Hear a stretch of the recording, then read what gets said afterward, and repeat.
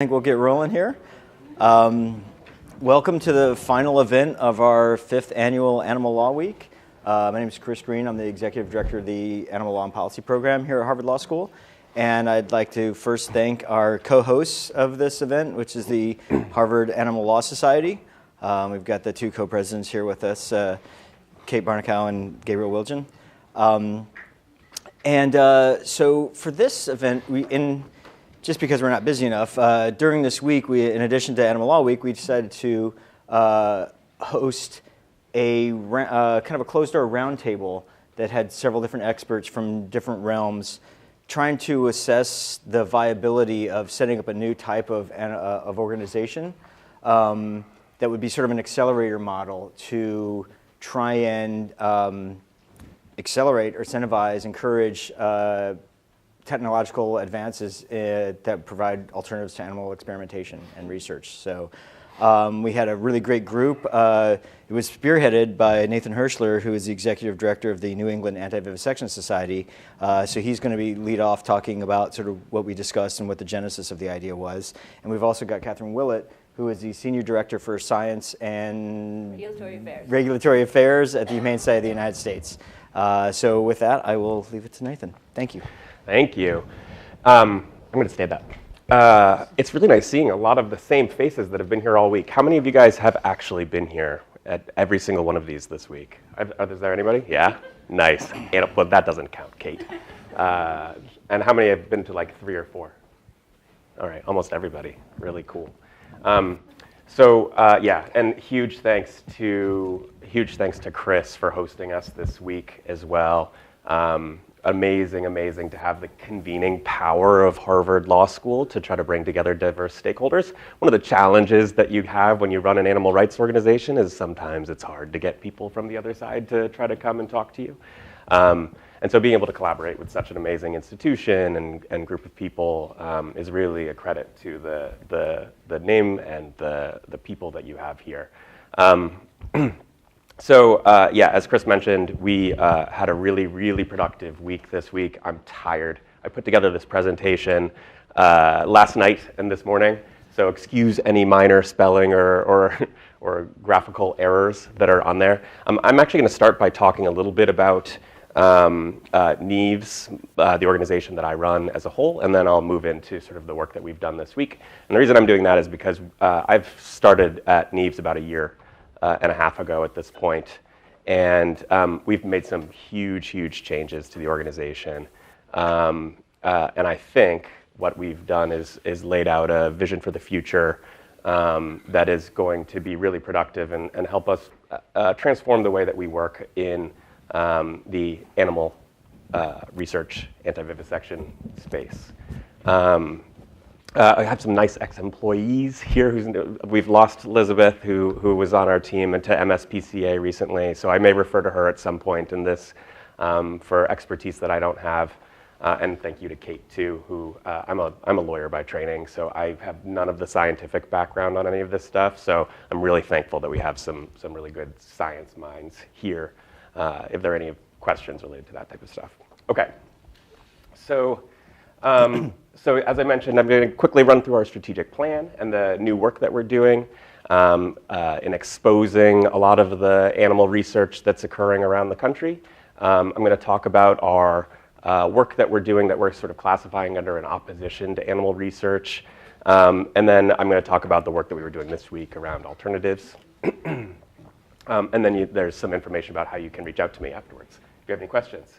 Okay, so when I was in 3rd grade, I had just moved to the Boston area from Chicago, and I was with my dad at Franklin Park Zoo, and it was my first trip to Franklin Park Zoo, and I actually haven't been to a zoo in a long time, but what I remember about that zoo is that it sort of had big open spaces, and I was always a wildlife junkie.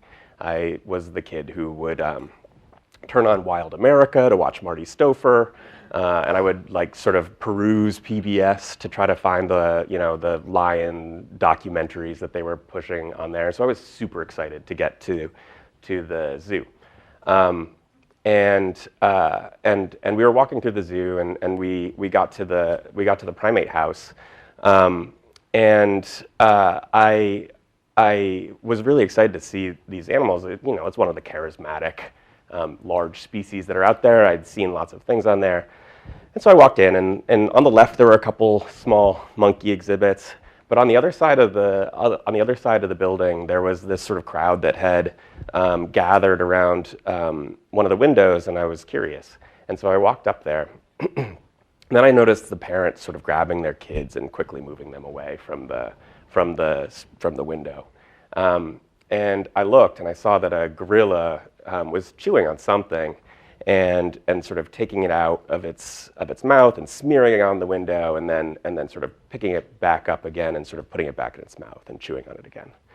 It was only after a minute or two of sort of looking at the faces of the parents and the children who were sort of pointing and laughing, and then back at the gorilla to sort of realize that what the animal was doing was taking its own feces and eating it and swiping it and repeatedly doing this. And it was the sort of first time in my life that I had realized that the animals that were sort of kept in these types of circumstances weren't quite right. And I wasn't really like old enough to process the sort of like how wrong that was and how broken the animal was who was having to do that.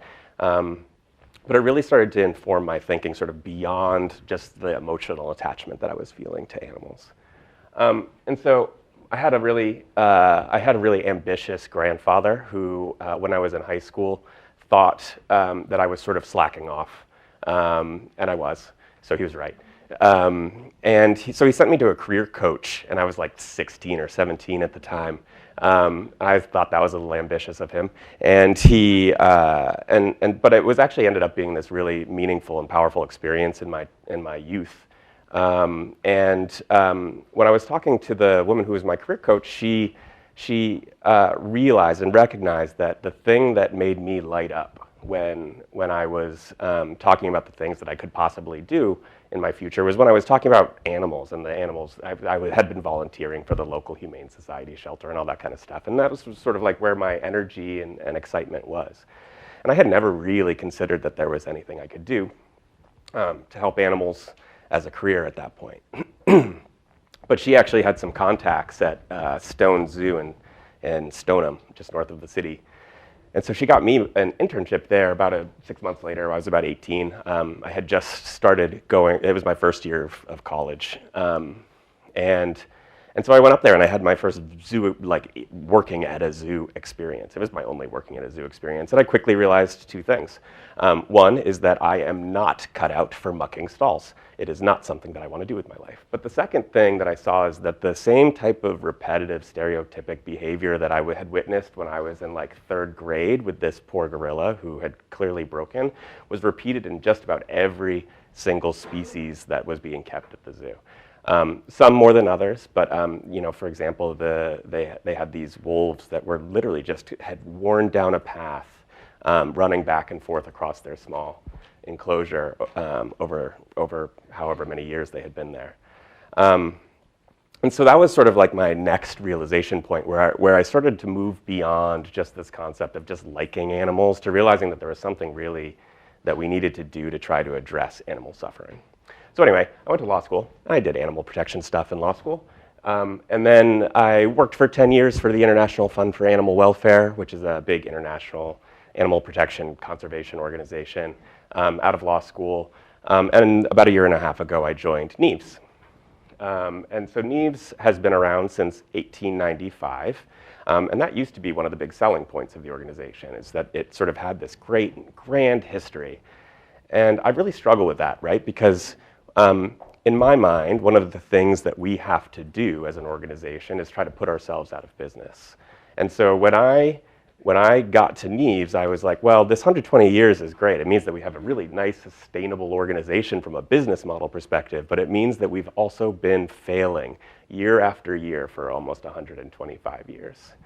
And so we took on a really ambitious strategic planning process, and we identified a number of areas where NIEVS could, and after consulting with a lot of people in the field, where NIEVS can really try to add value to the field. And so we built a new strategic plan that were sort of focused on these three key areas: exposure, opposing animal research, and then supporting the development of alternatives. We also continue to do some sanctuary support work. So the first thing that we decided to do was exposure, and I pushed my board to try to look at some of the issues around undercover investigation work, but of course there's a lot of legal issues associated with that. And so we really sort of took a step back and realized that we could get a lot of the same information through the Freedom of Information Act. We hired a couple different attorneys who are pretty well known in the movement for doing transparency issues. And at this point now, about 3 months into this big project, we've now submitted well more than 200 FOIA requests to NIH and USDA to try to get information about a couple things. One, whether there are any types of violations of animal welfare protections that are covered under the Animal Welfare Act and USDA, but also a lot of the sort of other types of violations that might occur in the course of animal care and behaviors at universities or other research facilities that receive NIH or other government funding. And we're starting to get results back already from this. We're also starting to get a lot of pushback from NIH and USDA about just the vast number of FOIA requests that we're submitting. But we're working with them right now, and we're going to be trying to focus on what are called Category D and Category E experiments. Kate can probably speak to this more eloquently than I can, but the way that I like to think of it is that Category E experiments are the sort of ones that are about are painful experiments that for animals that are not mitigated in any way with any sort of pain remedies. And so these are the types of things that you do for brain trauma type of exercises that the military will do, or other types of lethal experiments that are done on animals. And they're done on millions of animals in the United States every year.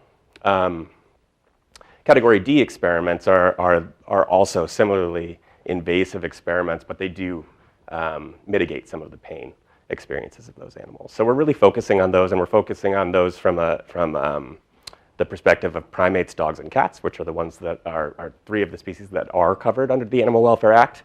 And I'm sure that some of you guys know that there are a number of species that are not covered by the Animal Welfare Act: mice, rats, birds, and fish. So it's much harder to get information about those. Excuse me, my pizza's coming back up. And so assuming that we have a really good opportunity to work with NIH and USDA to sort of collaborate in getting a lot of this information, which is the obligation of them, then we won't have to rely too much on litigation. But based on the experience of a lot of the other animal protection groups, we do suspect that we're going to have a fair amount of litigation occurring over the course of the next couple years to get all the information that we think, including photos and videos and other instances of animal abuse, which are required to be taken when USDA and APHIS find evidence of violations of the Animal Welfare Act. Okay. We also revamped our opposition strategies, and we're really focusing on 2 things. We found a big gap that a lot of the organizations had moved actually out of traditional government affairs work, and there's a lot of policy stuff that's happening in the field. But there's very few organizations that actually have staff that have history working in Congress with congressional members.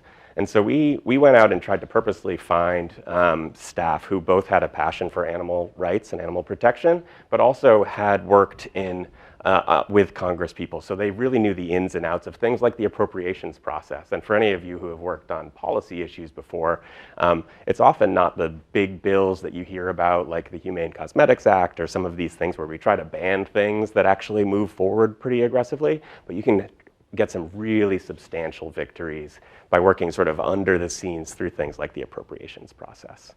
And so Mike Ryan, who's on our team, worked for years with Nancy Pelosi and the DCCC, and now has, and then worked for PETA after that, and so now he's with us, and he's focusing on some of that work. And then we also, outside of PETA, there's not a lot of organizations that are really focused on our issue, on really ground up grassroots organizing types of activities. And so we also went out and found somebody who has a tremendous amount of experience doing this, and we hired recently woman named Amy Meyer, who some of you may have heard of again. She was the lead plaintiff in the Utah ag-gag case. And so she helped overturn that law in the last few years, working with Matthew Strugar, who's one of our attorneys. So she's now helping build out our whole grassroots effort, and we've already started a couple of those campaigns. And so we hope to really expand this type of work over the course of the next couple of years and try to be one of those organizations that are actually getting things done on the ground. Okay, just a couple really quick examples. This is one of the grassroots campaigns that we're kicking off right now is going to be at the University of Massachusetts in Amherst, where there's a researcher who has been basically making her career out of adding and removing estrogen and testosterone from marmosets and other primates. The research that's being done there, as you can see, this picture is from a similar research paper that was published a few years ago. They are in the most recent version of this research, they're actually removing the ovaries of some marmosets to sort of induce menopausal type of symptoms, so they can start to test whether this species is actually going to be an accurate replica of what we can do to test drugs for menopause treatment. It's not just that invasive surgery that they undergo, but they also install these telemeters into their heads and directly onto their brains to monitor the impact of that research on things like body temperature and heart rate and all that kind of stuff. It's sort of like wearing my Apple Watch, but into your brain. And they've had some pretty horrific instances of abuse that have occurred in violations of the Animal Welfare Act. One of the things that we exposed in one of our first FOIA requests from UMass was that one of the marmoset monkeys that were subject to not the current round of research, but the previous round of research, had gone through a successful surgery to remove or to do something to the animal. So it was a marmoset again. And in the post-treatment thing, they put a heating blanket onto the animal with a heating blanket and then left. The heating blanket malfunctioned, and the animal was burned to death post-surgery. So we know that there are these types of problems that are occurring time after time across all of these research facilities. We've really focused on trying to get a lot of this information out, and we're going to be trying to work now with the student groups at some of the universities like this. We're working there at more pizza, excuse me, at University of Virginia and in Utah to try to develop some first-time grassroots campaigns, leveraging the student body to try to get change at the policy level at those universities where they're accepting research funding for this type of work. We also exposed a violation of the Animal Welfare Act that happened at Purina's animal care center from a couple years ago. And in the case that we found, they have a ton of animals at these places. It's mostly dogs and cats, and they're doing sort of testing of new formulations of their dog and cat food with these animals for, I imagine, toxicity testing. But in one case from a couple years ago, they keep these animals in relatively large cages that are on wheels. And so the staff that was responsible for cleaning up after these cages didn't notice that there was still one cat that was left in one of these things. And they brought it to one of the commercial cleaning rooms that they had in the building. And as you can see from this quote, which is coming straight from the Animal Welfare Act violations report, the cat was found deceased in the cage after probably having been scalded to death in essentially a high-powered washing machine. So we launched a campaign recently. We did things like we sent mailers out to the entire town where the CEO of Purina lives, and to try to we sent this mailer specifically to try to create some local pressure and make the guy feel embarrassed as a result of the type of work that they're doing. And we're also doing sort of the traditional advocacy type of campaigns for those types of things as well. We also had some early victories. As I mentioned just a few minutes ago, we've been trying to work more through the appropriations process than we have in the past. And in the funding bill that was just passed at the federal level, we were able to get into that some language to end these cruel tests that are occurring at a USDA facility in Maryland that will require the USDA, rather than killing kittens that are 6 months old and that can be adopted out with a very simple treatment, antibiotic treatment for toxoplasmosis that costs somewhere between $60 and $80 per animal. In the past, they've been killing those animals at the end of the research. The language now is going to be requiring the USDA facility to try to find a way to get those animals out and not have terminal ends of those studies. So we're already getting some good victories associated with this type of work, and I can't wait to see what a lot of the other stuff is going to lead to in the future. Okay, so that's the background stuff for what Neves is doing, and so that leads me to what we have been doing this week. And so the third tier of what we're doing is around replacing animal experimentation. And historically speaking, a lot of the organizations that have worked on this issue have relied on really just making very small grants to individual researchers. And so there may be somebody that's developing a tissue on a chip, or some sort of like computational model where you're able to sort of plug in a lot of data that sort of spits out some information that that will tell you whether or not something is going to have an adverse effect on people or not. And Kate is an expert in this, so I won't try to pretend like I know what I'm talking about. And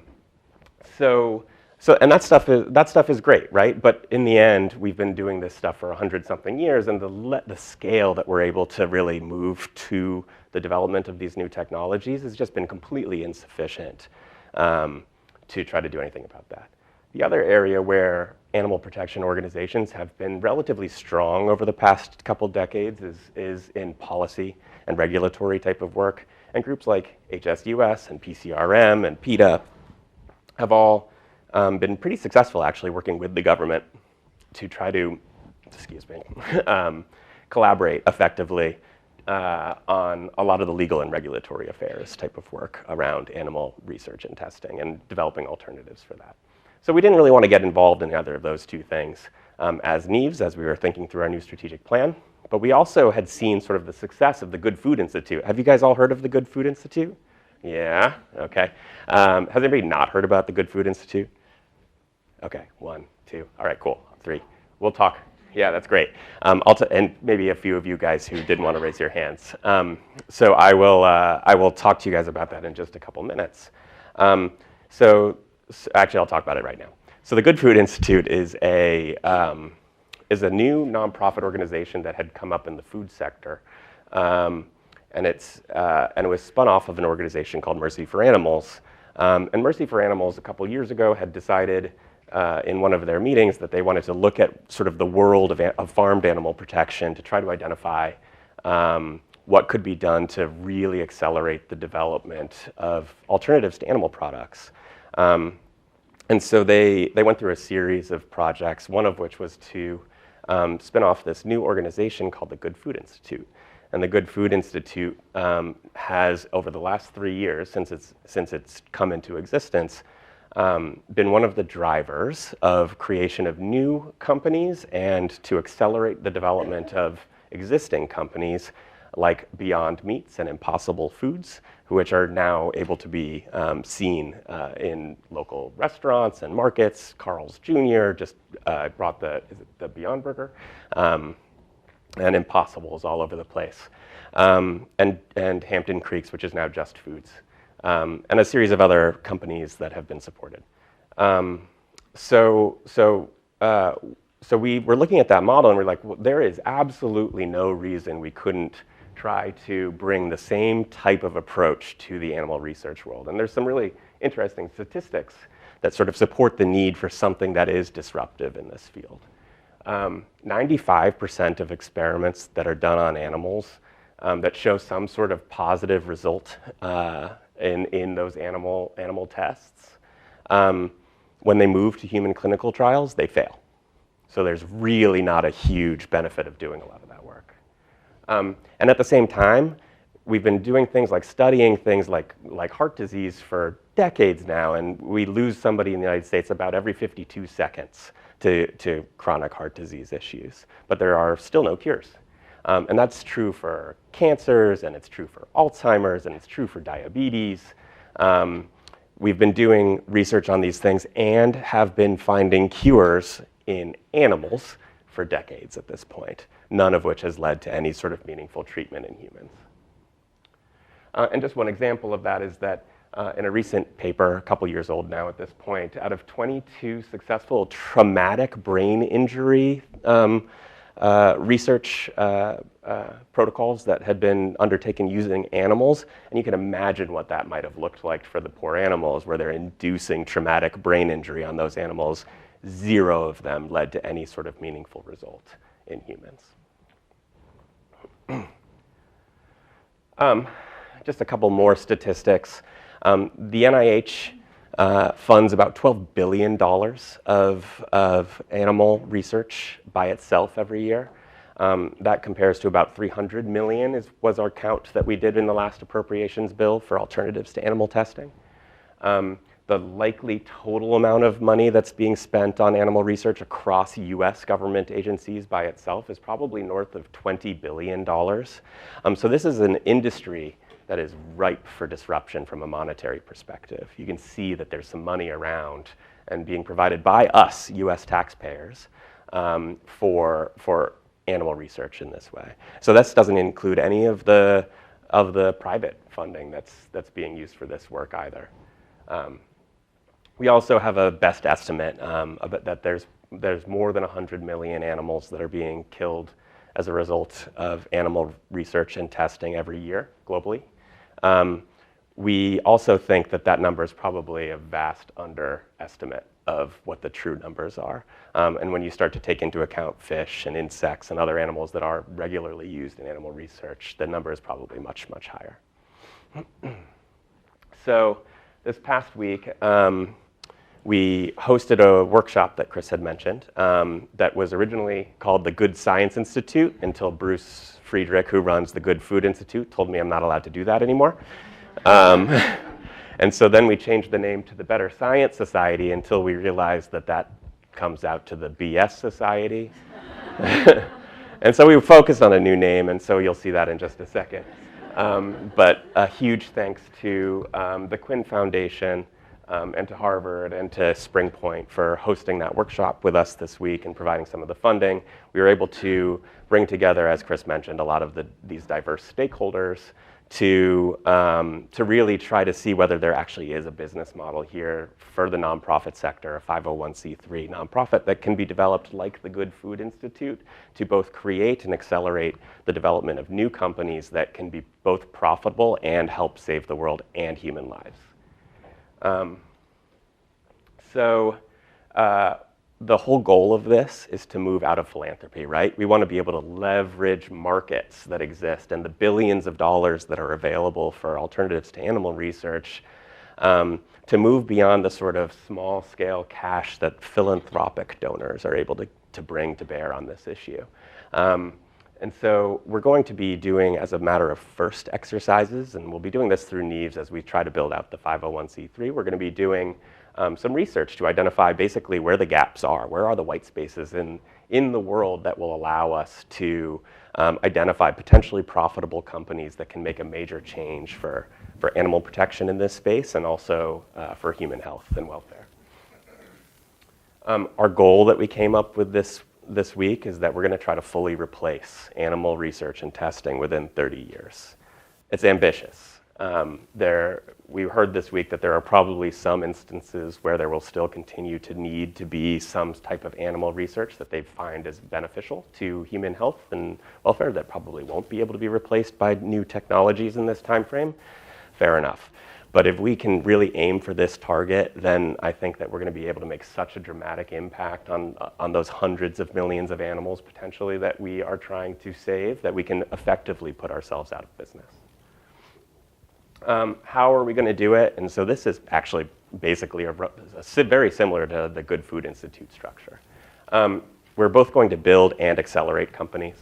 We're going to be offering, like a venture capital firm does, the science and technology mentorship and then also the legal and business mentorship that it takes to bring nascent technology ideas to become profitable companies that can then be sold for their intellectual property or for other reasons.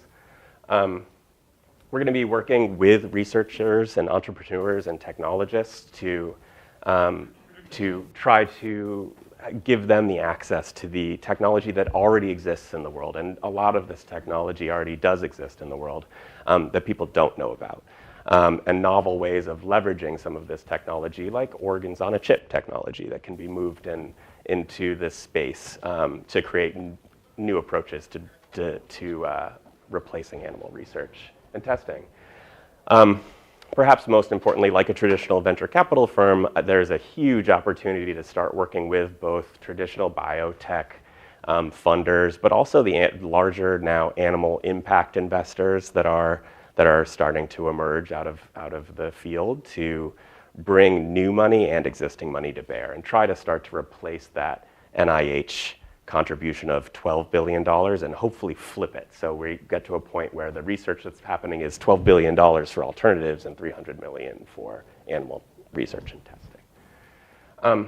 And then importantly, because the older generation of researchers are trained in animal methods, one of the things that we would love to be able to do is develop curricula that do not require the use of animal research and testing for advancement into PhD programs and medical programs, and hopefully we can start to train folks that there are these alternative approaches that can be both profitable and impactful for animal and human health. So basically, what we're planning to do is to leverage investments to save animals and humans. And that's a really high level of what we did this week, and I'm happy to talk with Chris, who is also participating in some more of the details and what the immediate plans are and what the needs are and all that kind of stuff. So hopefully you're as excited about that as I am about the potential to completely eliminate a field of animal cruelty that will end up saving hundreds of millions of animals. You can contact Neves here. And I can give you, anybody who's interested in this issue, I'm happy to talk to more about. We have this really great advisory committee that's starting to build up, and I'm going to ask Kate to be on it as well. So if anybody's interested in participating in some of the knowledge building around this, we'd be certainly happy to talk to you guys. And thank you. Great, thanks.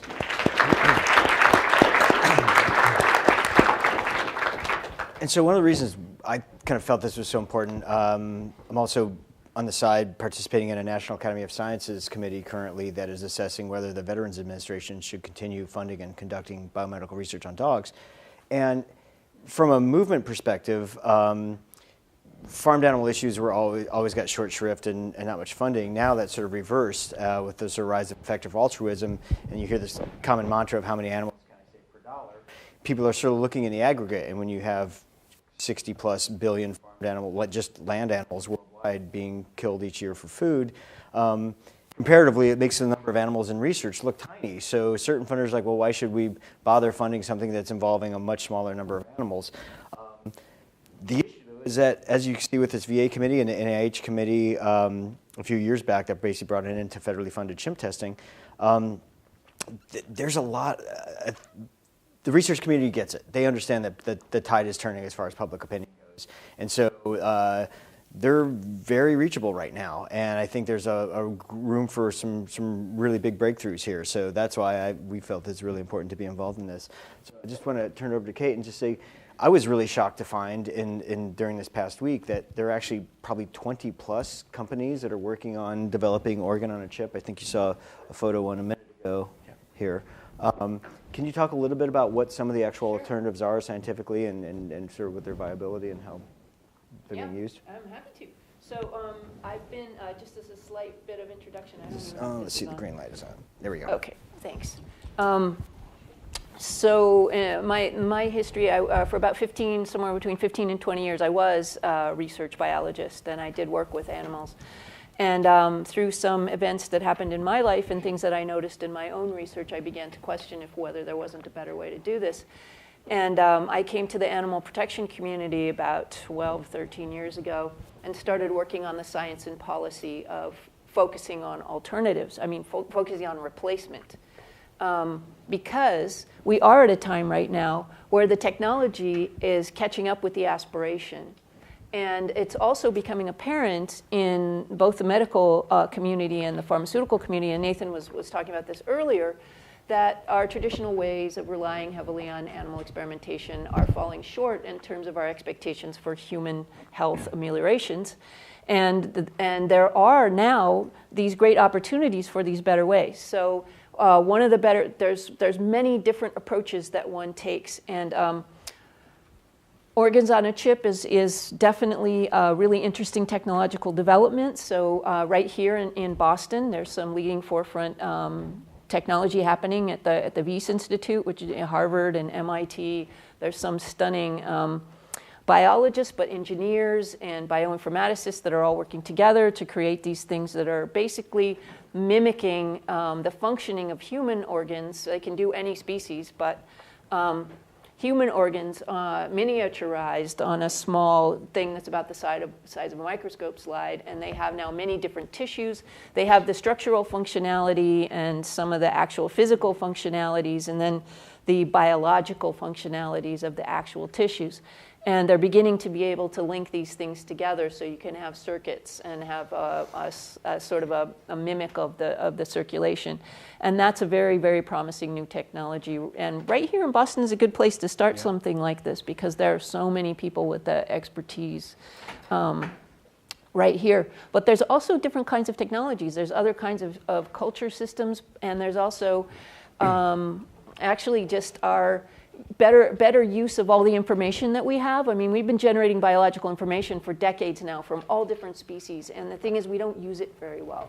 Because what do we do as scientists? We publish it in journals. So we publish it in these articles that are in PDFs that are, they're sitting in these different places. But what now NIH is starting to do and other people are starting to do is try to get all that data out of those journal articles and siloed in reports and government agencies and stuff, and put them together in databases that relate the information to each other. So now we're sort of starting to see a little bit what is real systems biology. So, we've been taking biology apart for over 100 years. And now we're at the point where we can use computers to assist us in putting it back together. And in that way, you can actually query things in a computer in ways that humans can't, because humans can design experiments that have one or two variables. This is the way we think. But the biology is not. Biology is really complicated. Not only are there hundreds of things interacting all at once, but they're moving in time. Mm-hmm. And so to design an experiment that really tests something real, a computer is very helpful, and we're getting there. And so the combination of these things is bringing us now to the point where we can think about replacing animals, and we have been replacing them, but as Nathan said, very slowly, piecemeal way. And there's a transition happening, and it's happening in our federal government, in the pharmaceutical industry, as well as, the regulators are a bit lagging behind. But this is a really good time for an incubator like this, and there are some gaps that really need to be filled. So I'm very excited about the potential for this. And one problem too with what you said, that even all those PDFs you talk about, those are only documenting experiments that worked. Right. So you can have sort of like my analogy is sort of like a bridge being out and not having a sign, where it's going to conduct an experiment that doesn't work, but none of those results get published. So all these people after them keep kind of driving in and driving off the bridge, which is a waste of their time, it's a waste of money, and it's a waste of animal lives. So finding some way to sort of publish, get some sort of clearinghouse for that would be great as well. Exactly. Yeah, that's it. And just to add to that, and correct me if I'm wrong, but this is something that they've already done in the context of human clinical trials, is it not? They essentially require the registration of both your methodology and the raw data at some point. And it has to be publicly available, which is not true in the rest of research, and certainly not true in the pharmaceutical industry. And with the Good Food Institute model, I mean, I think when they started in 2016, right around the same time, the first cell-based meat company got started, Memphis Meats. And I think now, there's close to 37, just here we are 3 years later, not even 2.5 years later, and there's 37 different cell-based meat companies or meat and other products working in the cellular ag space. I mean, it just really shows you the value that Good Food Institute has had. And I think in addition to being an incubator, I think that this organization could, as the Good Food Institute has, serve as sort of a de facto industry trade group first to sort of help educate the public about this and help sort of interact with some of the regulators and other government agencies that have a stake in this. Mm-hmm. And there's a slightly added complexity to this because unlike food, where you're creating a product and you're sort of mimicking the product, it's kind of information, and so one thing is not going to replace an animal. It's not going to replace the information that you would get. So you have to really think about how you're going to integrate information from multiple different sources and put it together in a package. So you have a company that has a particular tissue type, but that's not in itself going to replace animals. You have to figure out how these are all going to work together to create the information, and especially in a research situation, where you're asking sort of open-ended questions. I mean, that's a larger problem, but even in the regulatory space where you have this long list of things that you want answered, how you answer those questions is going to involve the integration of multiple different types of information. And something like this could really be helpful in trying to figure out what that is and how they can be packaged and how these companies will have to work together, because people will want to order, they'll need the products and the information from multiple sources. And again, as Nathan was saying, with this model, yes, it will require a little bit of philanthropic help to get off the ground, but the whole goal is to just incentivize actual investment. So there's the companies are getting it because there's a chance to sort of make a return on their investment. Yeah. Mm-hmm. Well, okay, we'll give everyone just a couple minutes. If anyone needs to leave for class, we'll let you leave now, and then we'll start the Q&A in a couple minutes.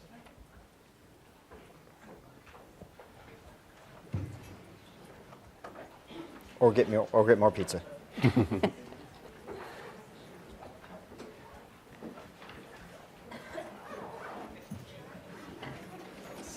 Some of it's already happening, I mean, the pharmaceutical industry is developing a lot of this stuff because they see the promise in terms of reduced cost to market, but also just the overall efficiency. I think that's right. And I think that there's going to be potential. One of the things we were talking about this week is the potential for partnership opportunities with pharmaceutical industry and chemical industry in particular as the ones where there's the highest potential profit margin, moving outside of sort of like the regulatory tox world where the profit margin is probably significantly lower. Yes, that's right.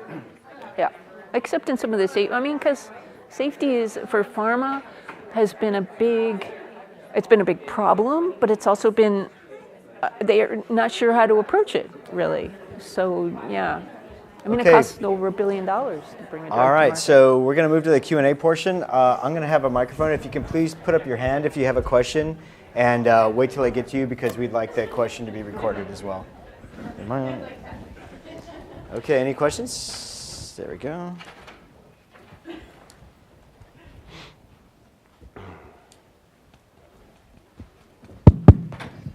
Sure. Yeah, so hi, thank you so much. This is super exciting. I'm wondering on the 95% figure that you showed, is that different from like what you would expect background? Like, is there a statistically significant difference between that and non-animal screened trials?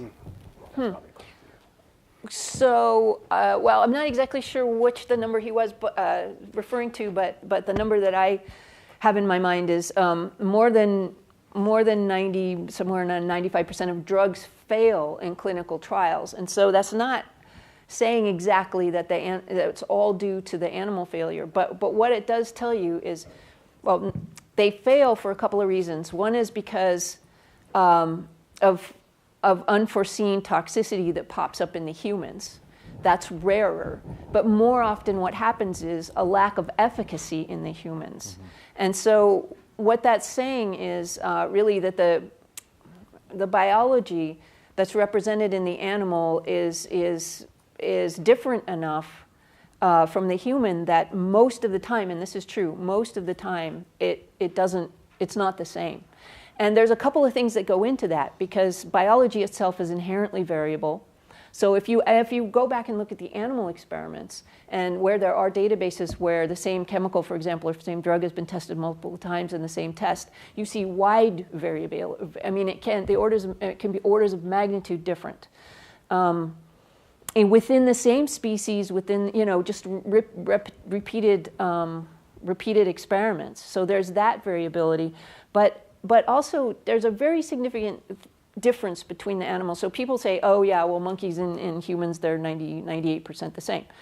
It's those 2%, that 2% difference that really, it has a big impact, particularly in the response to chemicals, because the response to chemicals or exogenous things that you run into is heavily dependent on how your body processes those things. So how it's absorbed, how it's distributed, how it's metabolized, and how it's excreted. And those small differences between species have dramatic impacts on those things. So a drug can fail for all kinds of reasons, but all of those added up all together results in this 90-some-odd% failure rate. Nice. And isn't it true that we're something like 92% genetically identical with bananas as well? Well, yeah, that's right. There's a lot of basic systematic biology that happens that makes you alive. Thank you so much for your presentation. I also had a comment about the failed study statistic. I worked for 2 years in vaccine research on human clinical trials, and a lot of the researchers I worked with thought that failed studies were a positive thing because you publish them, and then hopefully researchers in the future do a comprehensive literature review and see this is a failed method, I will no longer pursue this. So I was hoping you could comment on that. And then also, in my previous research, some of the technicians would be flown out to southern states to do primate research. And I was hoping you could comment on, if these methods are banned, how you discourage people from going elsewhere. That is a great question. Thanks. You want to handle the first part of it, or? Sure, and I could also impinge on the last part a little bit. Yeah. The first part was about so the negative. So yes, it is one of the places where you would get negative data, one of the few places. But unfortunately, it doesn't always tell you why. Sometimes it does.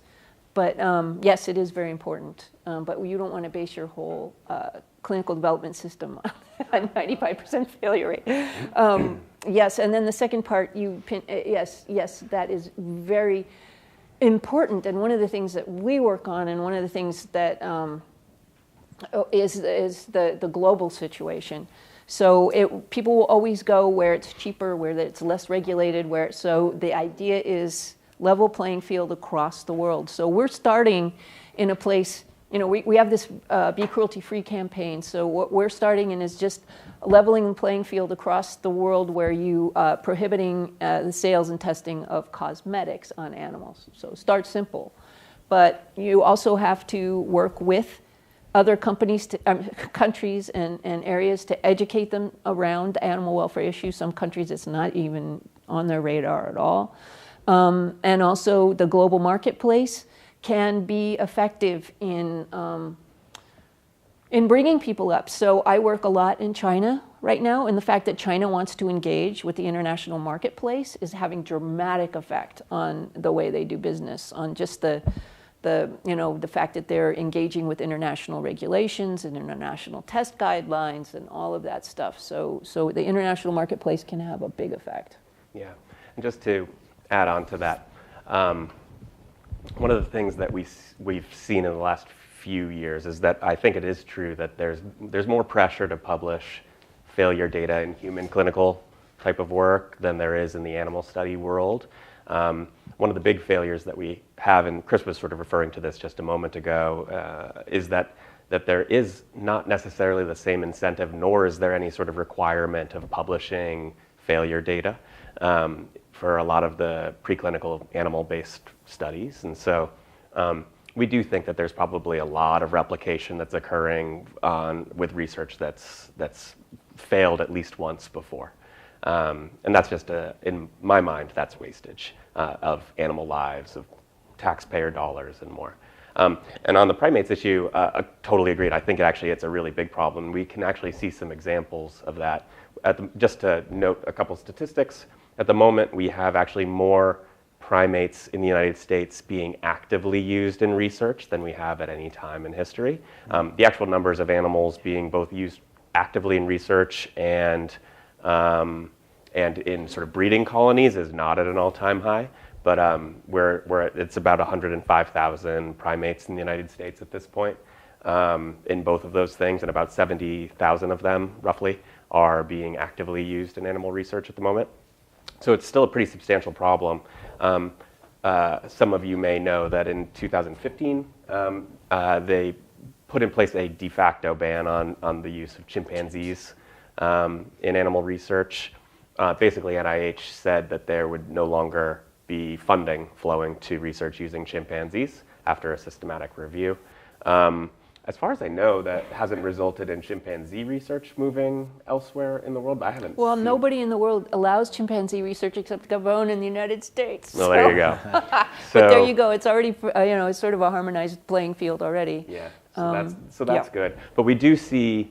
So, for example, like we have more strict rules in the United States around human-animal chimeras, the sort of like hybridized genetic mice with human genetic material being implanted into them, or rats, or primates. And you'll have seen likely in the news relatively recently, a couple months ago now, some Chinese researchers successfully cloned, genetically modified, what were they, marmosets? Yes. Something. But and they're also using CRISPR to do everything. Yeah. So they're now making genetically modified every single species you can think of, including humans. Yeah, so CRISPR technology is basically they're knocking out individual gene sequences and replacing it with something else to try to create hybridized animals. And so one of the things that we're actually looking at in the United States context is to see at what point do you start regulating those now human-animal hybrids that are no longer the species that they originally were, additional legal protections up to the level of human clinical protections. ALDF actually has a petition for rulemaking into somebody about this right now, and there's been no response. So I suspect that there will probably be a lawsuit coming around a failure to move on that at some point in the future. And when that happens, we will probably join that litigation and push for even more stringent standards associated with that. A question here.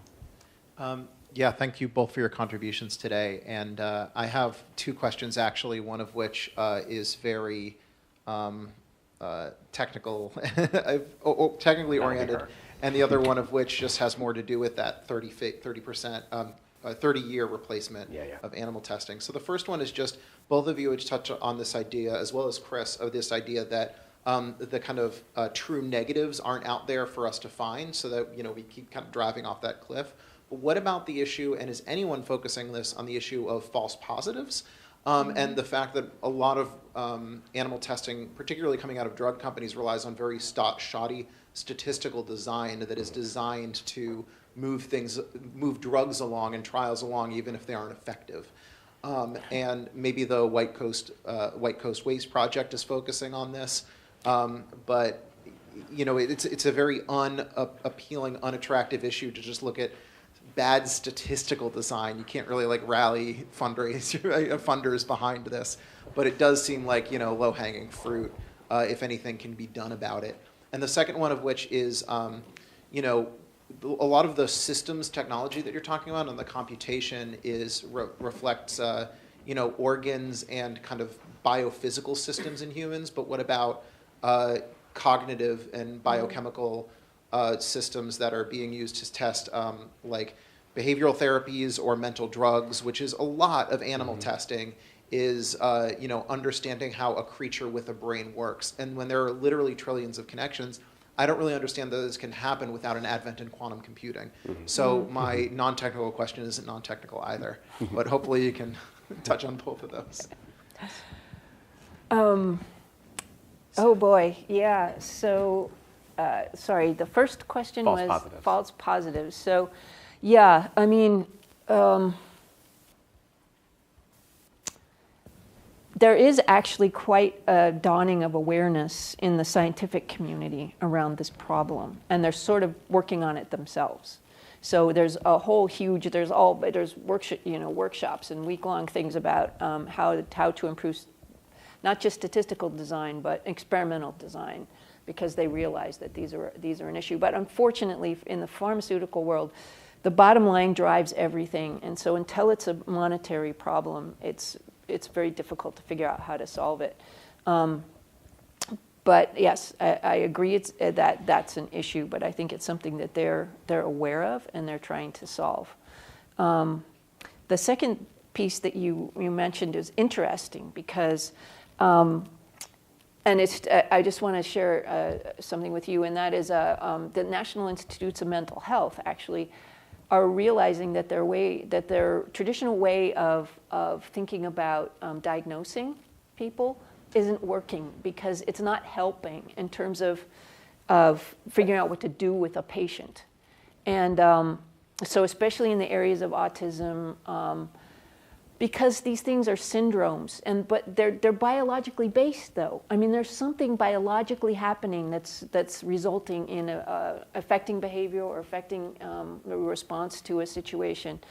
And so they're starting now this program where they're trying to correlate behaviors, but with the underlying biological processes that are happening in the individual. So just like with cancer stuff, where they realize that tumors are actually, ovarian cancer is not ovarian cancer. It's a multitude of different types of cancer depending on the signature, the genetic signature of a particular tumor, which can vary within an individual even.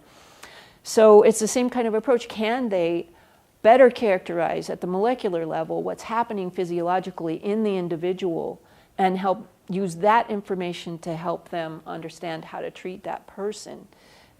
Because these things are so complicated, and it is. But how do you use the molecular information? How do you use your understanding of biology and apply that to individuals to help figure out what to do with that person? I have nothing to add on the second piece. On the first piece, just a quick note that I do think that there's something that we can do around the issue of false positives, and I do think a lot of it is really related to just poor research design. Either at a regulatory or a legislative level, the decisions that are made about how the funds at NIH, for example, are allocated to specific research is being made by a small group of people who are part of that community. And those scientific review groups, which is what they're called, are groups of, 10, 12 people, basically, who've been steeped in this world for years and years, and the criteria by which they make those decisions is rather arbitrary and allows for a lot of flexibility. So I have a hypothesis, and I don't know if we could ever do anything with this, or actually whether it would help the number of animals, because it could. The problem with poor research design is that the way to make it better is often to use more animals from a statistical design perspective. But if we can sort of look at that and show that it would result in a lower number of animals, we could either do through legislation or regulatory reform try to require those scientific review groups to take into account the risk of poor research design in some meaningful way. Yeah, and you can do sort of an analysis to see the minimum animal numbers that you would have to get a statistically significant difference. And so I work at a place called the OECD, which is the Organization for Economic Cooperation and Development. They create test guidelines for everything that's traded in the world, including chemicals. And so if you affect the test guideline design there, you affect the test guideline that are used in all 36 member countries, which is most of the industrialized world. So at any rate, so we've been going through all of the test guidelines at the OECD and doing that kind of calculation to see what the minimum numbers would be in order for you to get a statistically significant. And it depends on the endpoint. It depends on what you're measuring too. But that's just something that should be done always, but it rarely is, especially in the research community. They don't think about it that way. On the note of affecting pharmaceuticals' bottom line, maybe the trick is to just find novel ways to make it affect their bottom line. And I can see that being the case with testing animals in a statistical framework as well, which is you can often just crank up the number of animals you're using because there's no actual cost of using that animals, whether it's an administrative cost or a financial cost. So in both cases, I think probably has something to do with making the cost of doing that testing higher, either from a purely financial perspective or from a public perception perspective. Yes, and this is how the NIVs and this new institute sort of work in tandem to create an economic situation where the balance shifts. Another question back here. Kate, you mentioned the cruelty-free campaign for HSUS, and I know that both HSUS and NIVs and MSPCA are all supportive of 2 state-level bills on animal research issues. So just since we've got a lot of Massachusetts residents in the room, I thought maybe you might want to take the opportunity to mention those briefly. I think you should mention them. Yeah, I think you should mention Steph, state director for HSUS. Sure. Well, there's 2 pieces of state legislation that are pending this session that are refiles from last session that would protect animals used in research. So there's one that would promote the use of alternatives for animals used in cosmetic or product testing. When there are effective alternatives that are available, it would require the use of those alternatives. And then the other bill would promote the adoption of animals, dogs and cats specifically, at the end of their term in research if adoption is a viable option for them. And so we could use the help of Massachusetts residents in supporting those bills. So if you're up for contacting your legislators and encouraging them to support them as they move through this legislative process, that would be really helpful. Yeah. And there are similar bills in other states if you all happen to be residents of other states. Yeah.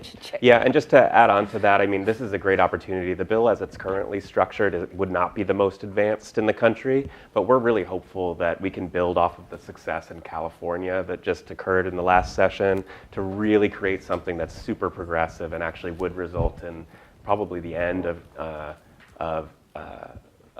these types of products that are sold in Massachusetts from being sold in the future. So there's really strong potential here for something really good for animals. And it just struck me too that one thing this organization could maybe do is to be that it says if alternatives are available, you could be a sort of a clearinghouse for listing all the alternatives that have been shown to work that then people can refer back to. Hi, really enjoyed your discussion. I've got a question more about the sort of strategy and positioning of this new society. So it's something I've been interested in lately is the development of this One Health movement, and I'm wondering if you've thought about that. So that's promoting the idea that sort of animal health and human health are related. And it seems to me, on the one hand, that sounds great, but on the other hand, the way I've seen it actually deployed in practice seems to be a way for veterinary medical professionals to sort of increase their own professional status and hence the use of animals potentially in research. So I was sort of interested in how you're positioning yourself and this idea that you really need to get at students and academics who are seeing training on animals as central to the whole process.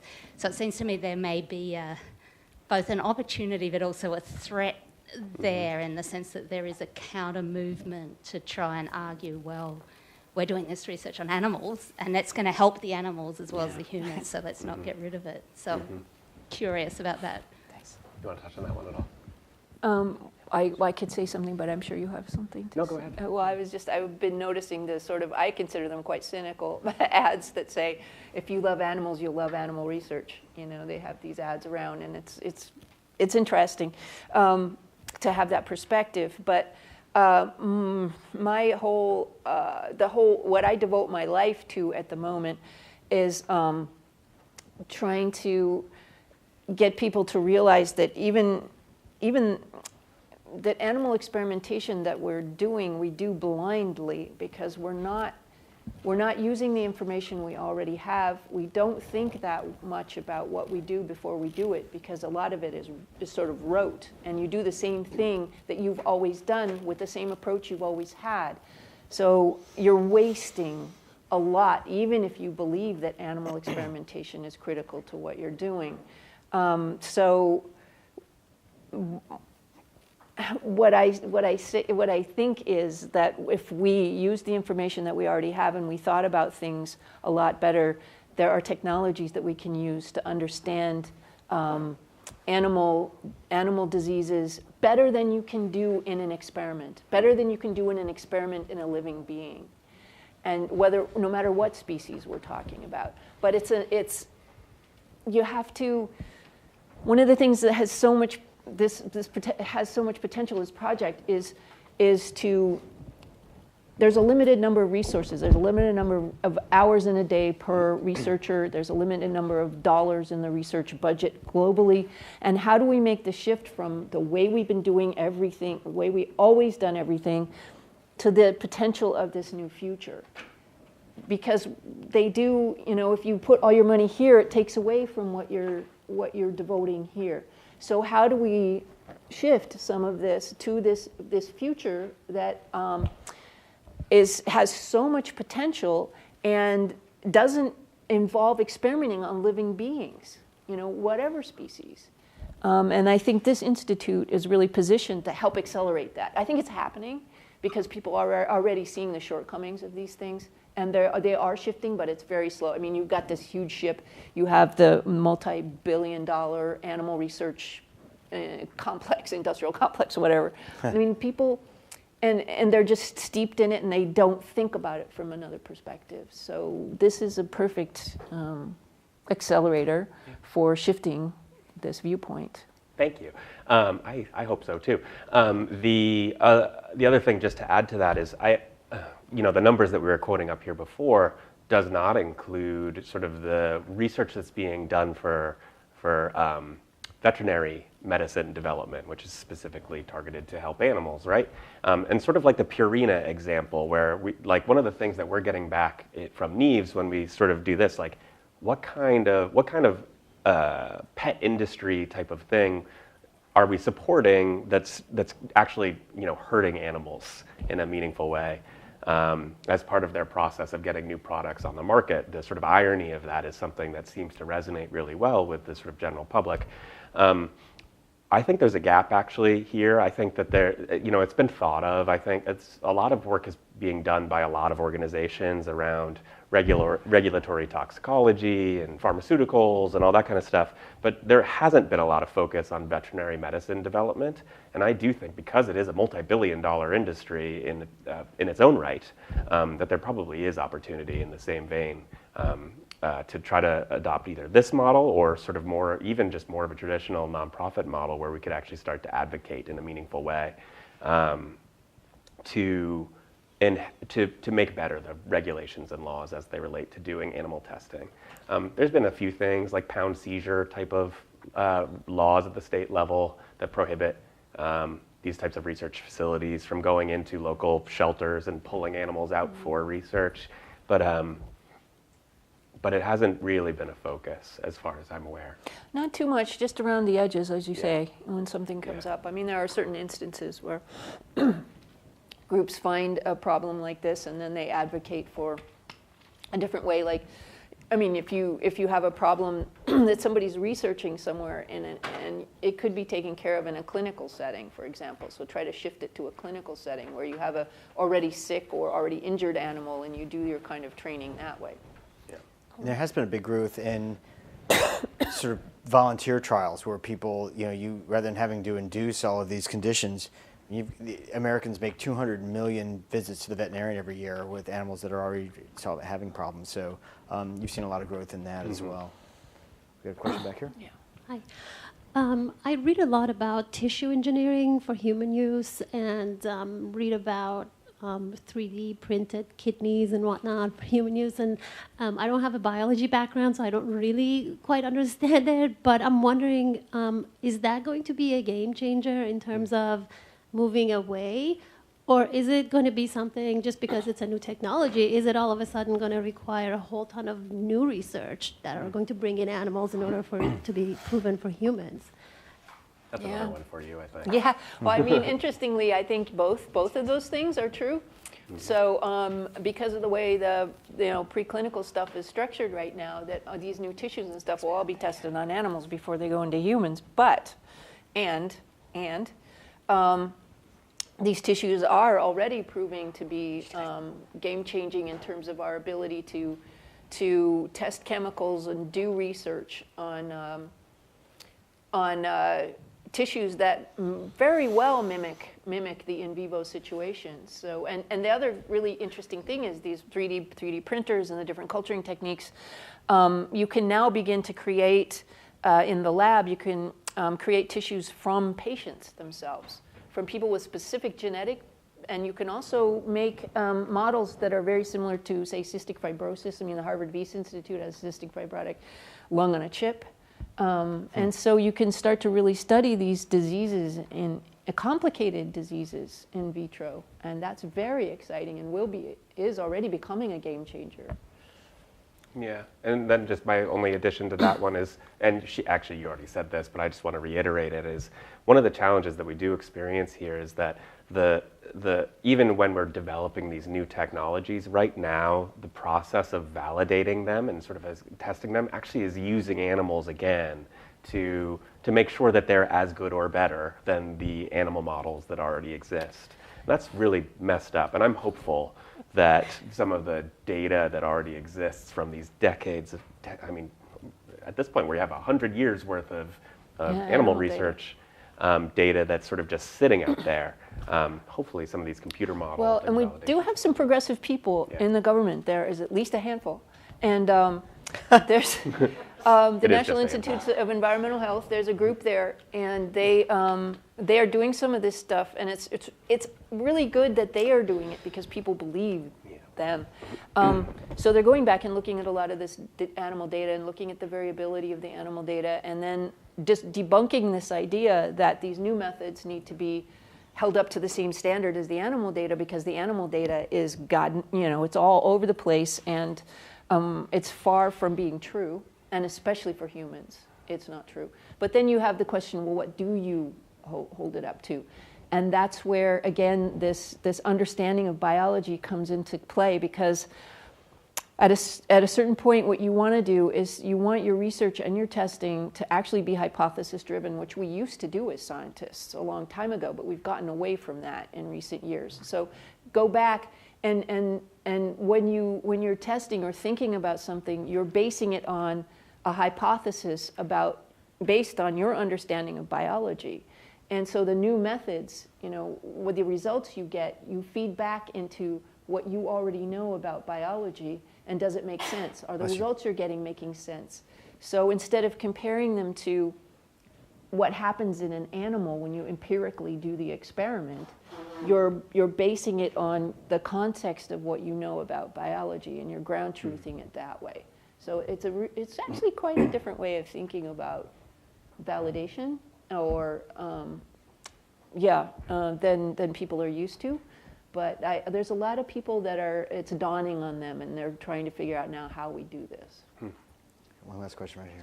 A related question, and I guess I'm thinking about the big picture. There's a very plausible, very persuasive argument if we can find ways of not using other species.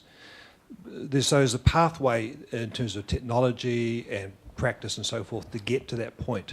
Where are we at in terms of just the technology, the techniques, the sort of alternatives that would be functional, plausible?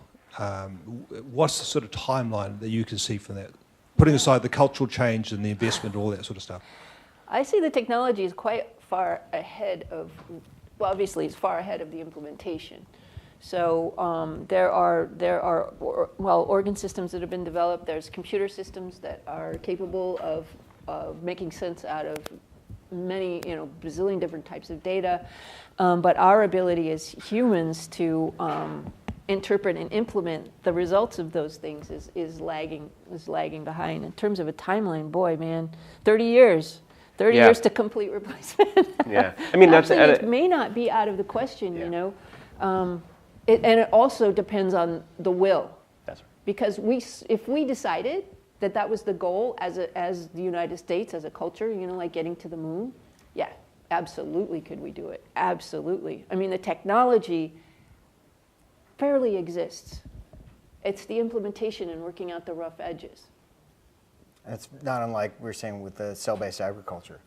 You know, to go from the very first proof of concept hamburger in 2013 to now 30 plus companies working on it in just in a few years. So yeah, and the cost reducing from somewhere like $30,000 per patty down to a couple hundred at this point. It was $330,000. $330,000. Yeah. Right, So price right. per pound was about $1 million per pound. Yeah. Then you went from the $330,000 hamburger to then you had, I think you had a $50,000 meatball to a $6,000 chicken strip, which still sounds crazy, but on a per pound basis, to go from $1 million a pound down to around a few $1,000s a pound just in a couple of years. I mean, on a graph that looks really good. Yeah, it looked really great. Yeah, I'll take that. And this brings up another area. I mean, we aren't just talking about biomedical research and sort of testing of pharmaceuticals, of Impossible Foods. With their hamburger, they had a novel ingredient, heme, and because it was new, they felt that they were obligated to do some animal testing to prove that it was safe. So I think there was 188 rats that they had to, or mice or rats that they had to use, and they were killed, and it caused a lot of consternation. And so to create a plant-based product, you had to kill animals. So there's a lot of room for alternatives here. Yeah, and policy change, because that's ridiculous. Yeah, that is ridiculous. And the thing is, good markets like that, big markets like that, companies in that position can have an effect on the regulatory process. Absolutely. Too, also. Well, great. Well, thank you all for participating in our 5th annual Animal Law Week here, and I'd like to thank both the speakers, Nathan and Kate. So please join me in thanking them one last time.